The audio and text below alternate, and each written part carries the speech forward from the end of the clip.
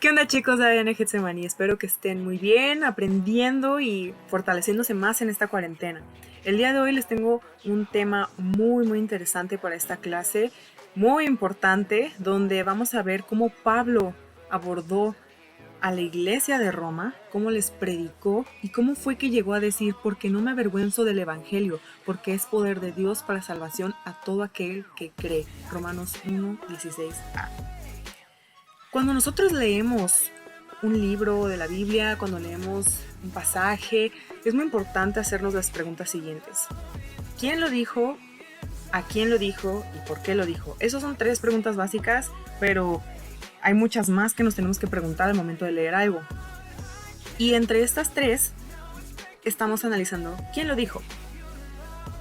En el libro de Romanos es Pablo el que está predicando, es Pablo el que está escribiendo.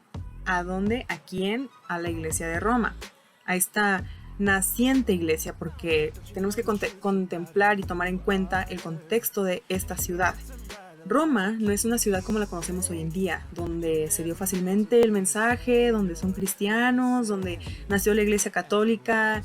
Era una iglesia donde estaba ubicada algo difícil, porque en ese tiempo que se dedicó Pablo a transmitir la palabra de Dios, era una ciudad muy fuerte económicamente, militarmente y políticamente.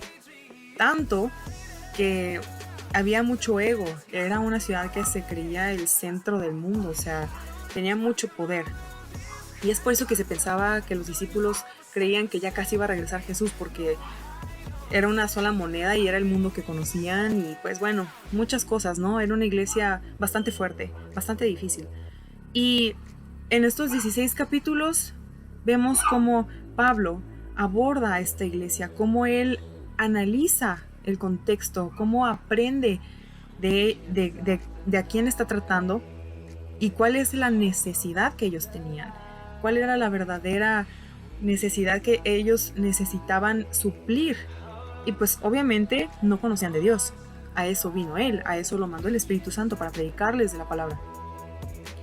Y aquí es donde vemos una vez más cómo es de eficaz el Evangelio, de cómo es importante dejarnos usar para ir a predicar la palabra. Nosotros solo somos portadores, de verdad que solo somos el cascarón, la parte de encimita de la cosa. O sea, es la palabra de Dios la que va a traer todo el poder y que va a traer todo este movimiento de cambios.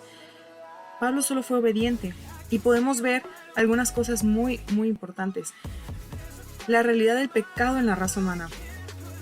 Roma espiritualmente estaba muy mal, se dejaba también como influenciar por otras creencias que tenía, de otras religiones, y tenía un merequetengue de cosas muy desagradables, vaya. Y aquí es donde Pablo hizo como muy claro que no hay ni un solo justo. Aquí delante de los ojos de Dios no había nadie que hiciera algo bueno.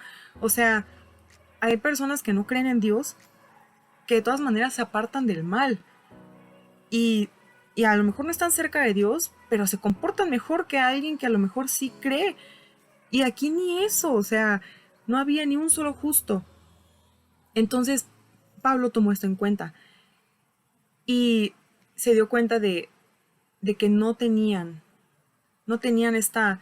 este temor por Dios. Aunque hubieran escuchado, a lo mejor alguno hubiera escuchado, no tenían este temor, porque no tenían la presencia de Jesús, no habían recibido a Jesús. Entonces, podemos ver que era una iglesia que estaba apartada totalmente de Dios, de Jesús, y que por Jesús era la única manera que podían regresar a tener una relación con Él.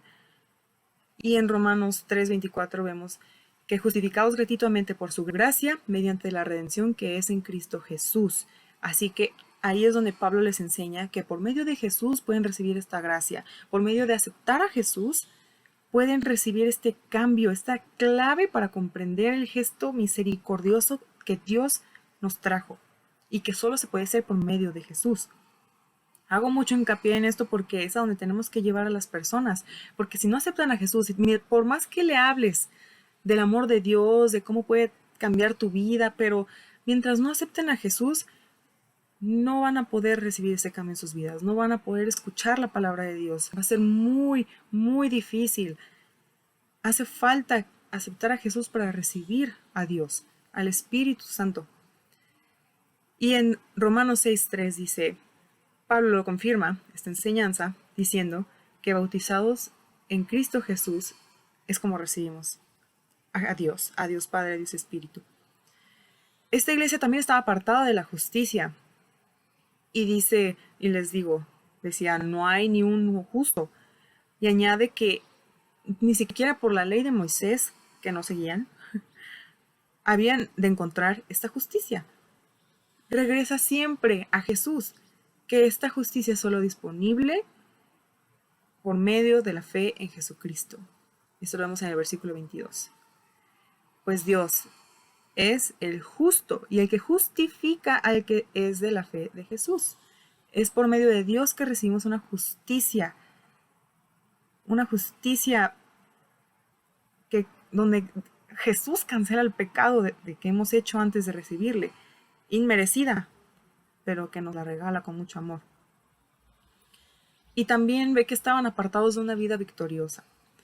Y esto lo vemos en el capítulo 7, que es muy controversial, que vemos que no vamos a triunfar siempre, pero es en Jesús que tenemos la victoria. Es en Jesús que al final recibimos esta victoria de estar vivos eternamente con el Creador. Aquí hay algo importante. Dios no nos creó como seres finitos. Ojo aquí. Nuestra carne es finita. Sí vamos a morir un día, sí nos van a enterrar, nos van a sepultar, nos van a hacer cenizas, lo que sea. Pero nuestro espíritu no es finito.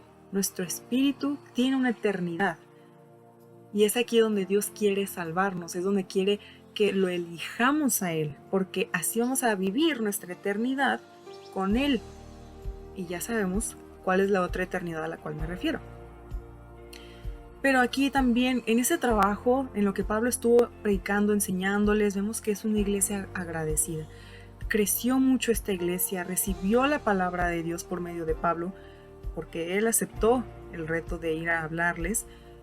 Y él empezó a ver estos cambios increíbles. Esto es genial. Cuando le empiezas a hablar a un amigo de la palabra de Dios, cuando ve que te comportas diferente, que no hablas igual que todos los demás, que no hablas los mismos temas que todos los demás, que no te comportas ni vas a los lugares que ellos van, ni que consumes lo que ellos consumen, sea droga, sea cerveza, sea cualquier tipo de alcohol, ellos se dan cuenta de que hay algo diferente.